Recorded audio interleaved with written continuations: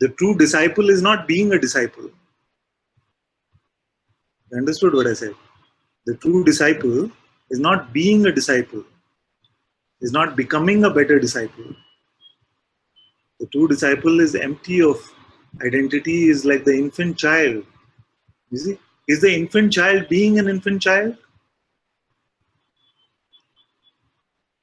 You see? Therefore, in the same way, the best disciple is one who is empty of all concepts, including disciple. Empty of the concept of being empty of disciple also. I have to tell you this because I know the nature of the mind is such that it will pick up this aspect of it. Forget both the opposites and remain like an innocent child.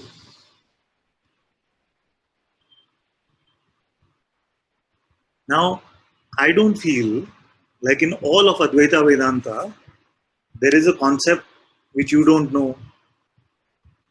You see, you know every concept there is to know. You see, but when push comes to shove, when rubber hits the road, what happens to all of these? If I answer to you, who is whether you are or you are awareness, you see, and it just becomes a concept for you, all these concepts get thrown out of the window. Then you have to leave the house and board a flight. All these concepts are gone. You see, so let's have that honesty and say these are not helping. All I can do, because in my expression it is playing like this at this moment, that all that I can do is be this infant child in my mother's lap. I say simply like that, infant child in mother's lap.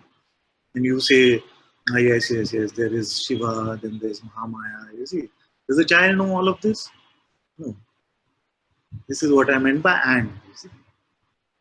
It is not a but, it is not countering what the Guru's words are, but it is appending. You see, it feels like something is smart enough to append something. You see? So that can then become also a resistance, because it can feel like in the most astounding, most beautiful sounding concepts, you are not finding your freedom from suffering. You see? And I'm pointing you so directly to that. And I also said, don't add a and. This is exactly what I meant. I know already that you know everything there is to know. But this knowledge is of no value to me right now. I would like to discuss it one day with you. You see, and we will. That day will also come. Because I enjoy it. I enjoy these concepts, you know that. You see, but not at this moment because it is not in service to you.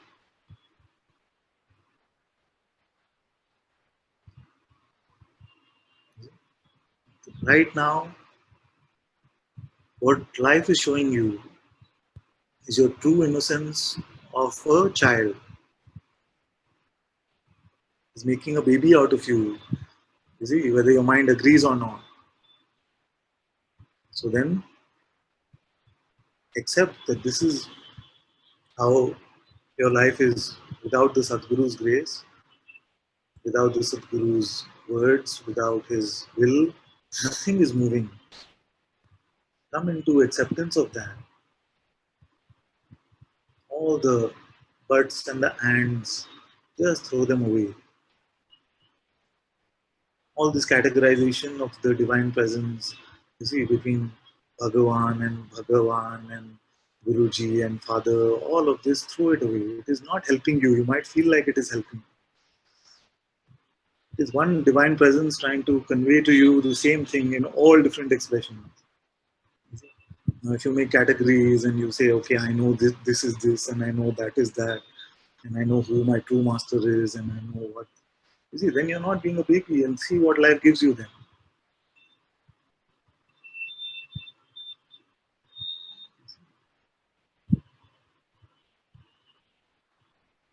This is getting squeezed out of us. All of us have it. You see, and this is the product in some way, the negative byproduct of spiritual knowledge. See? Everything in this world of duality has the pros and the cons. So if something is in service to your giving up on every concept and coming back to the innocence of a baby, use that concept. You need only one, the one I have given you.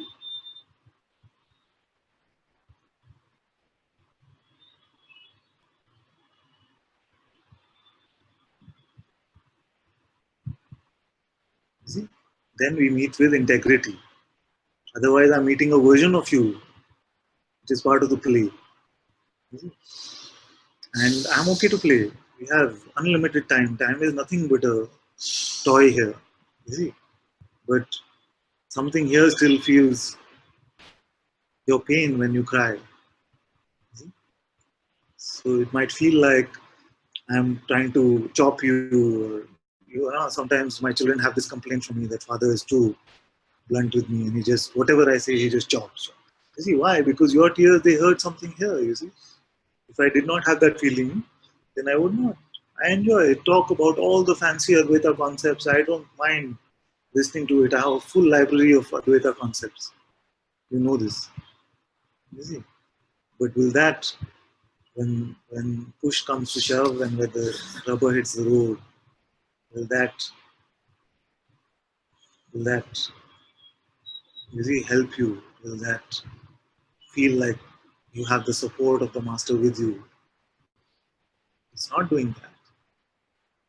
In fact, it is being counterproductive. It is getting squeezed out of you. Life is not tolerating any of this from you. I can see it. I wonder whether you see it. It is not tolerating any. I see, Father. I see, Father. For quite a long time, I see. Very good. Very good. But then see that life doesn't want this. It is squeezing all of this out of you and making you innocent like a baby. And there is time. Time will become your plaything. Don't worry about it. Really. As you become empty of this, empty of, as you flower more and more in your own words, which you know are true, all you have to do is abide in the Master's words. All you have to do is rest in the divine presence without interpretation, judgment, without any arrogance, specialness. You see, become empty, empty of all of this. Then we meet as one. Then we laugh at all these funny categorizations and funny things. I also enjoy very much. Sometimes I read what you write and I enjoy myself very much. But I would be happier if all of this was helping you when the rubber was hitting the road. You see?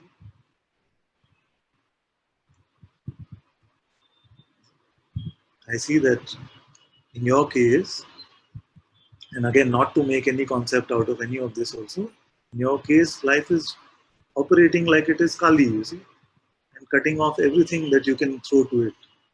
All your ideas about what you know. See, it's operating like that.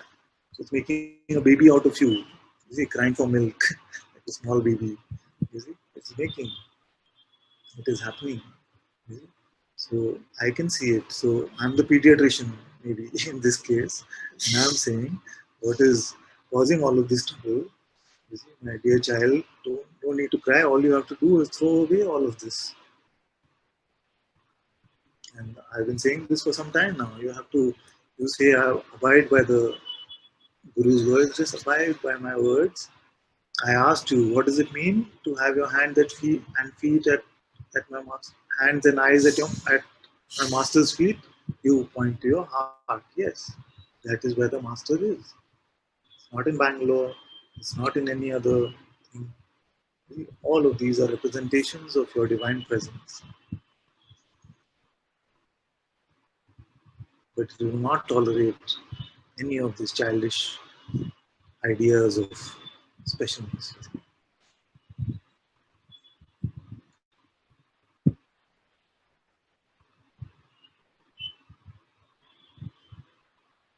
I will hear these words from you. I will hear about Shiva and of Mahamaya from you. When your words smell of them, I will hear them from you as much as you like. But right now, I will not hear them because right now this is not how life is playing with you.